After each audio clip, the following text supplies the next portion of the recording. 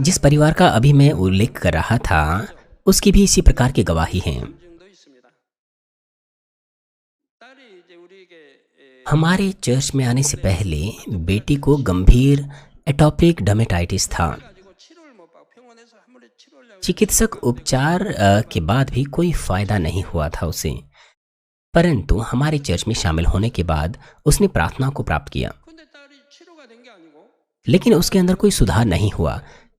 इसलिए उसकी माँ ने उससे कहा कि प्रार्थना के बाद भी तूने चंगाई को प्राप्त नहीं किया। तब उस बेटी ने जवाब दिया कि मैं चंगी हो गई हूं। वो एक नई विश्वासी थी और उसकी माँ भी नई विश्वासी थी। कुछ देर के बाद भी बेटी अपने शरीर को खुजला ही रही थी। तब उसकी माँ ने कहा कि तू अभी भी बीमार है कि नहीं? तब उस बेटी ने कहा कि नहीं, मैं ठीक हो गई हूं, मैं चंगी हो गई हूं। लेकिन उस माँ ने कहा कि तू तो अभी भी खुजली कर रही है। उसने ऐसा इसीलिए कहा क्योंकि वो सच्चाई को नहीं जानती थी। और कुछ समय के बाद, करीबन 1 महीना बीत गया था। प्रार्थना के बाद माँ ने फिर से उसे कहा कि तू अभी भी खुजला रही है और तू ठीक नहीं हुई है। उस वक्त भी बेटी ने तीसरी बार वही जवाब दिया कि माँ, मैं ठीक हो गई हूं। इस बेटी ने विश्वास के अंगीकार के साथ विश्वास की इन तीनों परीक्षाओं पर विजय प्राप्त की।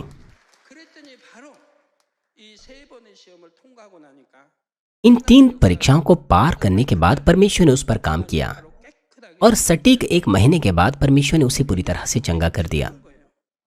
विश्वास का अंगीकार बहुत महत्वपूर्ण होता है। इस प्रकार से उसने केवल विश्वास का अंगीकार किया 3 बार। शैतान ने उसकी मां का इस्तेमाल किया और उसे विश्वास का अंगीकार करने से रोका, लेकिन इस बेटी ने अंत तक विश्वास का अंगीकार किया और उन परीक्षाओं को पास किया।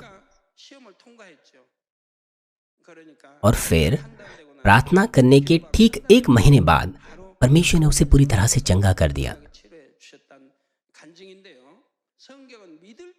बाइबल कहती है कि जब आप विश्वास करते हैं तो परमेश्वर कार्य करता है। परमेश्वर आपके विश्वास के अनुसार कार्य करता है।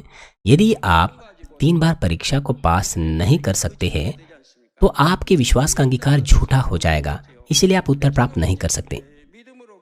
मैं अपने बच्चों को विश्वास के साथ प्रार्थना के द्वारा परमेश्वर से चंगाई प्राप्त करने के बारे में ही सिखाता आ रहा हूं। इसलिए मैंने कभी नहीं कहा कि अस्पताल जाओ या दवाएं लो।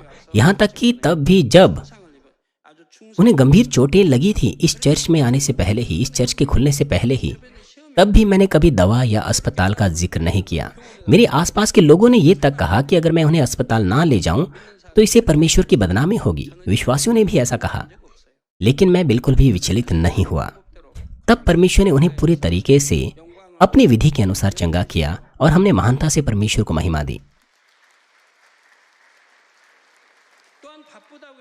और साथ ही ऐसा नहीं है कि हमने उन पर ध्यान नहीं दिया क्योंकि हम बहुत व्यस्त थे और हमने सब कुछ परमेश्वर के हाथों में छोड़ दिया था,